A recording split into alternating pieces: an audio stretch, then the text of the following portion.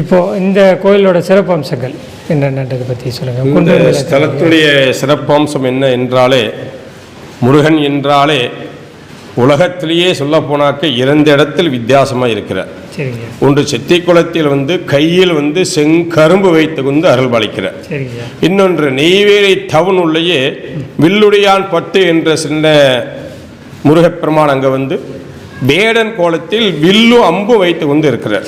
மீதி ஸ்தலங்கள் மயில் மேல் இருக்கார், சேவர் கொடி வைத்திருக்கார், செங்கரும்பு இல்லாமல் வேல் வைத்து வந்திருக்கிறார்.